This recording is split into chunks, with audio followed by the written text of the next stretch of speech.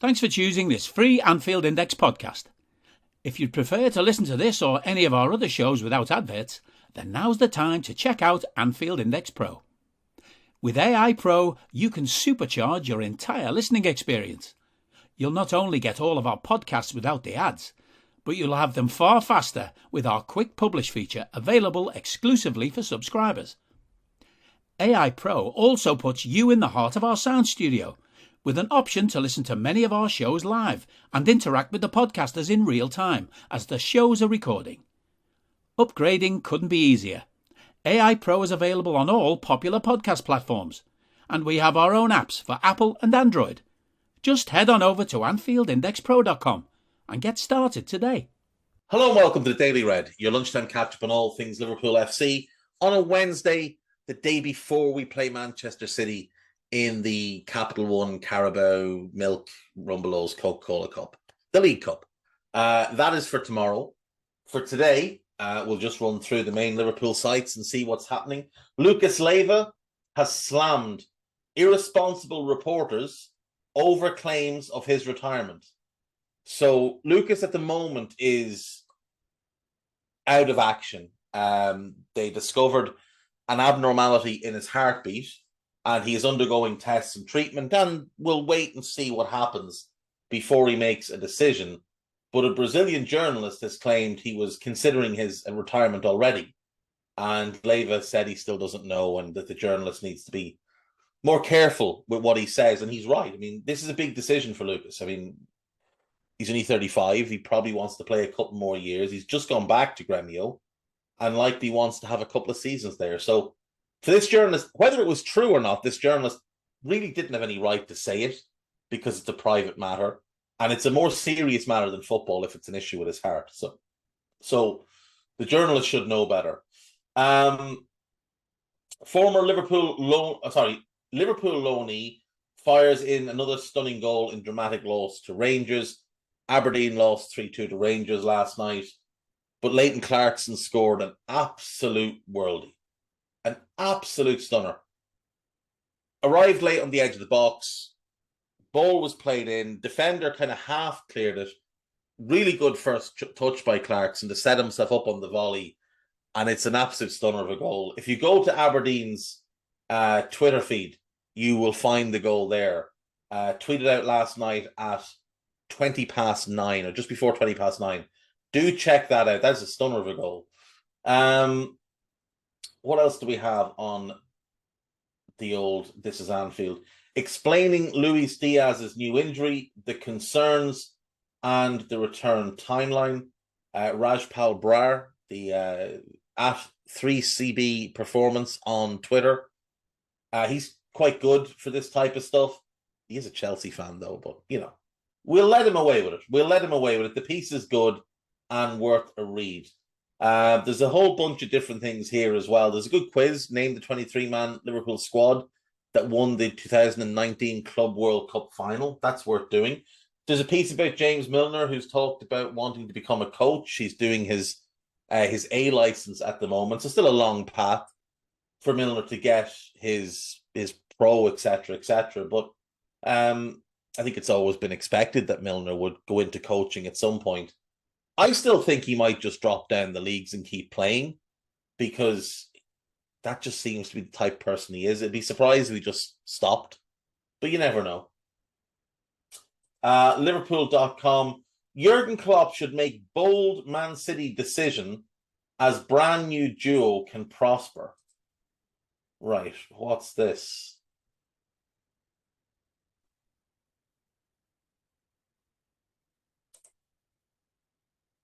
Christ, they get some crappy pop-ups on that Liverpool.com website. Who is this about? Oh, it's about playing Basetic and Naby Keita. No, I would start Fabinho personally, and I would try and win the game rather than playing Kid. I would be starting Naby. Fine, I'd go Naby, Fabinho, Thiago in midfield. I think that's fine. Liverpool should make ruthless transfer call that can lead to Jurgen Klopp boost. This is about Naby and Ox. I'm going to assume it says that Liverpool should try and sell them both in January. That doesn't work. They've got 6 months left in the deal. No one's going to give you a decent fee for them. So in all likelihood, you're going to get 5 or 10 million each. They're probably more valuable in the squad over the course of the second half of the season. Liverpool transfer of next Lionel Messi adds up as Jurgen Klopp needs Erling Haaland, needs star that Erling Haaland loves. This is about Yusufa Moukoko, who's an absolute star in the making at Borussia Dortmund. He's out of contract in the summer. Liverpool have been linked, and there's been talk that Klopp has already met him. He does look a real star. He does look a real star. And he seems to have a good head on his shoulders. Whenever he talks about his career, he's very focused. His decision will be made on where he feels he's going to play most.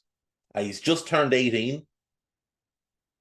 And if you ask people that watch a lot of youth football and keep track of these things, they'll tell you that him and Endrick, the young 16-year-old that Real Madrid have just signed, they're the two big stars of the future. So, yeah, if we can get him, it would be an outstanding signing, you'd have to imagine.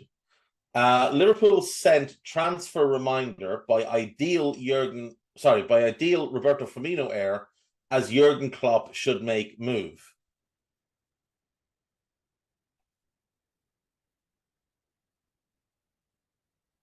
Who? Iliman Ndiaye.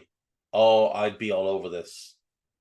Iliman Ndiaye of Sheffield United is a very talented player. I don't know if I'd call him the ideal Firmino heir, but I can see the logic in it. He is a 10 who can play as a 9. I can see the logic in it. I do like him, and he's out of contract in 2024, so you'll probably get him at a decent price this coming summer. I would be in favor of that as a good squad addition.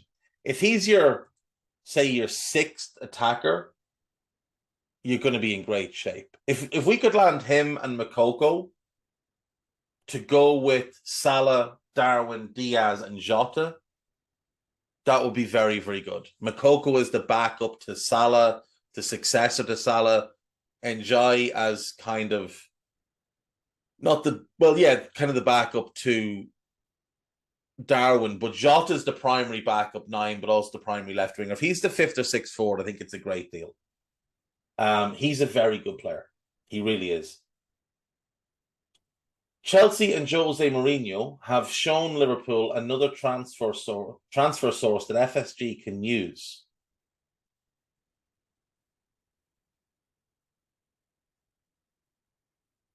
Oh, it's the idea of signing players from Norway.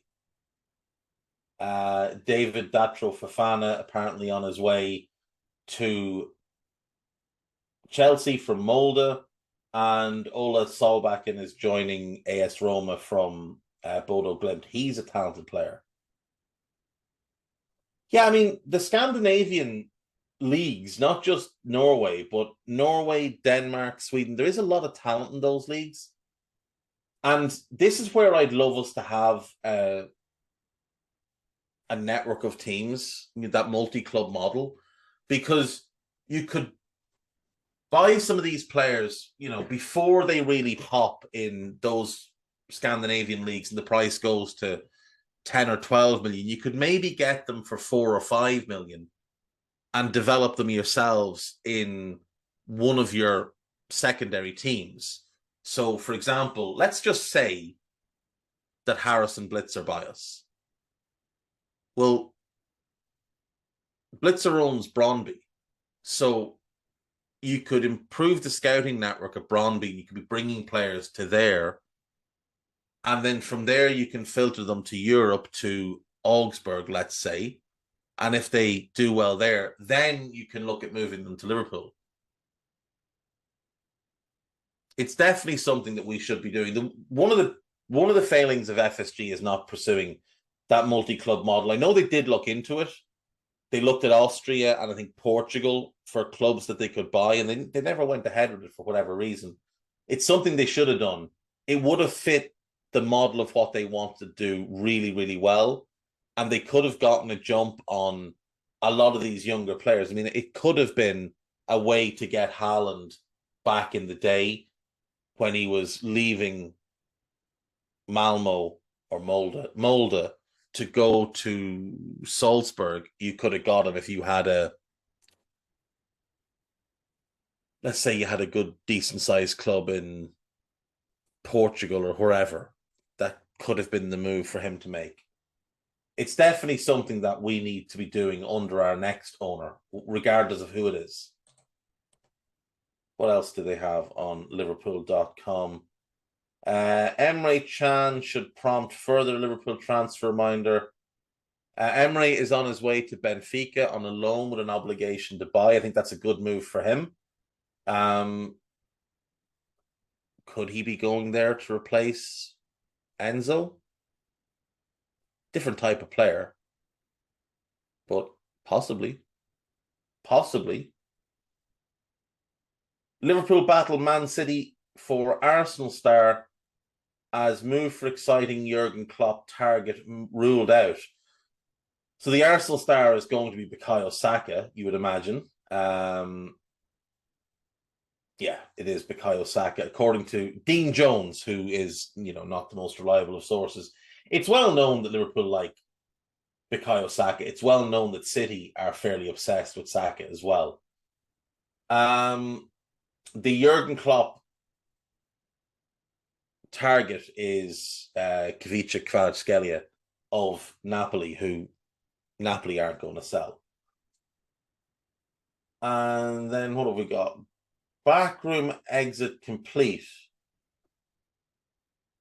Bournemouth manager Gary O'Neill has confirmed the capture of Liverpool Academy coach Tim Jenkins. Jenkins was an assistant coach for Liverpool's under-18s and also served as an analyst at the AXA training centre. O'Neill worked with him during his own 6-month spell at Anfield during the summer of 2020 and the start of 2021, and now he has formally announced that Jenkins will be part of his backroom staff. Yeah, fair play. It should also be pointed out that, as I did point out on the recent Money Talks at Mo Chatra, Ed Rice, the partnerships manager, was not the partnerships manager. He was a partnerships manager, one of about 6 at the club. So I'm not sure why his departure is being made out to be some sort of important thing. Ian Graham leaving is a big deal. Ed Rice is with respect, I'm sure he's very good at his job. It's not a huge deal for us. AnfieldIndex.com. There's a few pieces, actually, a few new pieces. Let's have a look. January scouting report, Weston McKennie, piece put together by David Davis. Give that one a look. Virgil van Dijk, all eyes on the second half of the season, also by David Davis. Why Naby Keita's time at Liverpool should be up this summer, piece by Young Henry. Can Naby secure his Liverpool future and stop the Reds bleeding money, is a counterpiece put together by Stephen Smith. So some good pieces there, give them a read. There is also a Scouser Tommy's podcast. There's also the New Money Talks that myself and Mo Chatra did. So give that a listen. It's about 2 hours long, so you might want to listen in parts. But I think it's quite good. Last thing before I go.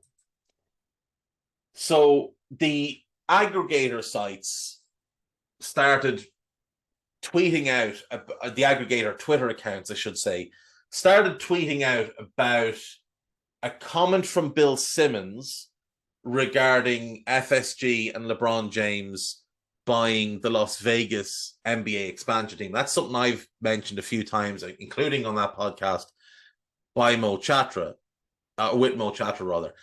That news has been, or that talk has been in the atmosphere, in the ether for probably a year now. And I've been saying it for about a year now, that I think that will be their next move. They will buy an NBA team. I thought they might jump in on the Phoenix Suns. As it turned out, the Suns have been sold and the price was a bit rich for what FSG would probably like to do. Plus, FSG don't actually have the money to do it right now without selling us. I didn't think the Suns would get sold this quickly, but they have been.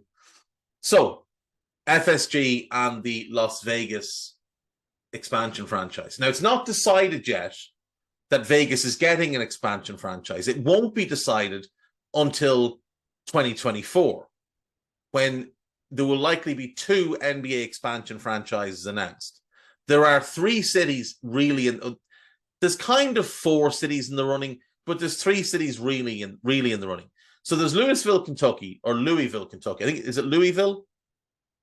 They're not really in the running. They would like it, but they're not going to get it, right? So forget them for a second. It's going to be West Coast, because the balance of what makes sense is to put the 3 teams on the West Coast and move Minnesota and Memphis into the East Coast, into the Eastern Conference, and add the 2 new teams to the Western Conference. So the 3 cities that are really in for it are Seattle, who had the Supersonics, who got bought by a businessman from Oklahoma City, and despite his promises that he was going to keep the team in Seattle, he moved them to Oklahoma City in, I want to say, 2009. Yeah, I think it was 2009. They had the first year of Kevin Durant. So whenever Kevin Durant's rookie year ended, they went to Oklahoma City. There is Vegas, obviously. For many years, the major sports leagues in America refused to allow a team in Vegas. But we've seen the Las Vegas Golden Knights in the NHL. We've seen the Raiders move from Oakland to Vegas in the NFL. The NBA wants a piece of the action now. So that's one of the cities that's getting strong consideration. But the third one is Mexico City. And the commissioner of the NBA, Adam Silver, really wants a team in Mexico City and sees the possibility for greater global growth by putting a team in Mexico City, believing that it will connect with the Hispanic world more so than a team in Vegas.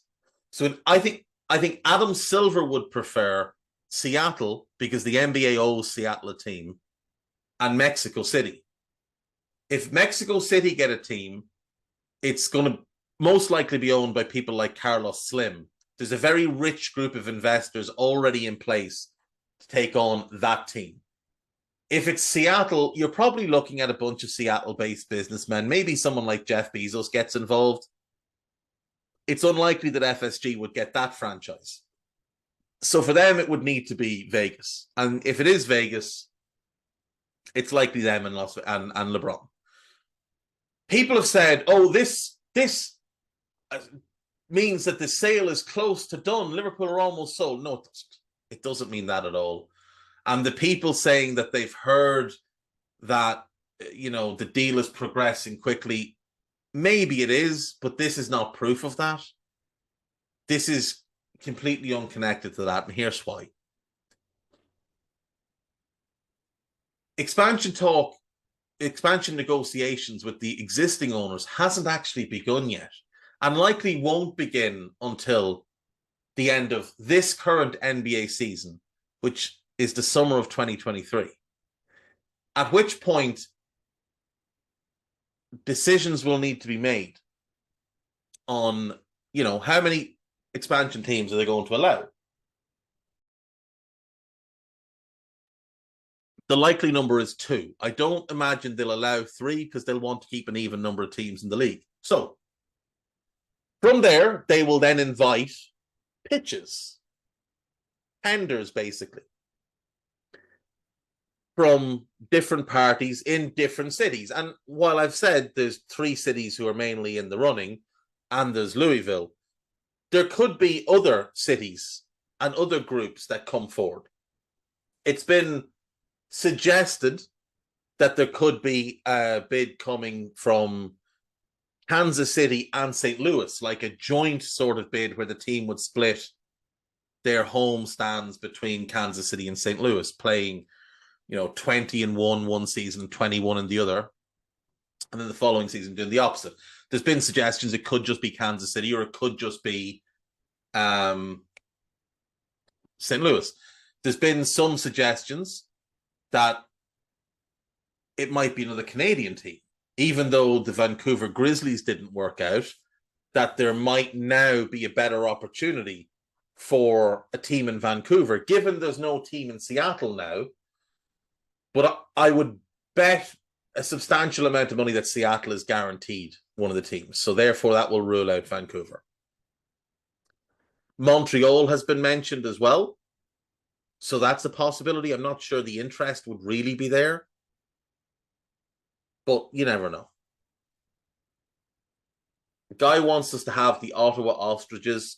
I'm going to say that there's probably a rule in place that means there can't be another team in the province of Ontario. Because I know that there's rules in certain states in America where teams have bought franchise, or where groups have bought new franchises and been able to block any other teams coming into their state. I know Minnesota has that.